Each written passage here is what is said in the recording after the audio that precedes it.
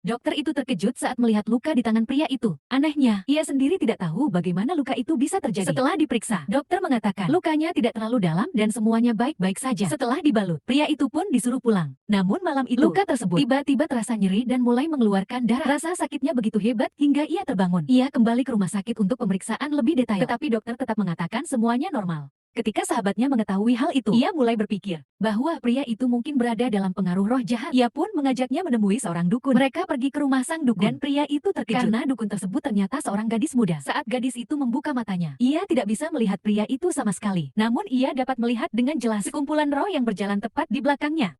Ia berkata bahwa pria itu masih hidup, karena ayahnya pernah memberinya sebuah cincin-cincin, itu melindunginya. Mendengar itu, sang pria setengah percaya. Ia menunjukkan luka yang bercahaya dan bertanya apa yang sebenarnya terjadi. Gadis itu langsung menyadari bahwa luka dan cincin itu sama-sama memancarkan cahaya putih. Wajahnya berubah serius. Ia mengambil segenggam beras, meletakkannya di atas meja, dan mulai melakukan ritual. Tak lama kemudian, sebuah simbol salib muncul. Saat itu juga pria tersebut mulai percaya. Gadis itu berkata bahwa salib adalah simbol agama Kristen dan menyuruhnya pergi ke gereja terdekat tepat tengah malam. Di sana seseorang akan menolongnya.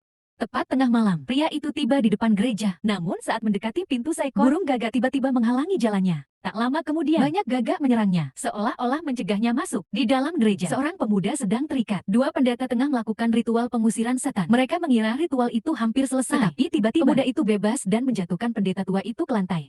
Pendeta tua itu segera membacakan mantra-mantra kuat. Namun kekuatan pemuda itu jauh lebih besar. Pemuda itu mencekik leher pendeta tua tersebut dengan sisa tenaganya. Pendeta tua menusukkan salib dan menekannya ke mata pemuda tersebut, membuat pemuda itu semakin mengamuk. Melihat hal itu, pendeta muda ketakutan dan melarikan diri. Pendeta tua tak mampu lagi bertahan. Saat detik-detik terakhir, ia berdoa memohon pertolongan Tuhan. Tiba-tiba pria sebelumnya datang dan segera menarik pemuda tersebut menjauh. Dia adalah seorang petarung, sehingga kemampuan bertarungnya sangat luar biasa. Pemuda yang kerasukan itu melompat ke atas dan memperlihatkan taringnya. Melihat itu, pria itu juga melompat, menarik rambutnya dan membantingnya ke bawah. Melihat hal itu, pendeta tua terkejut. Muda itu mencoba melawan lagi, namun pria itu menguncinya dengan pegangan gulat yang sangat kuat. Saat itu, luka di tangan pria tersebut kembali bereaksi dan langsung membakar wajah pemuda itu. Pendeta tua segera menyiram air suci ke tubuhnya. Pemuda itu menjerit kesakitan. Setelah api padam, tubuh pemuda itu pun kembali normal.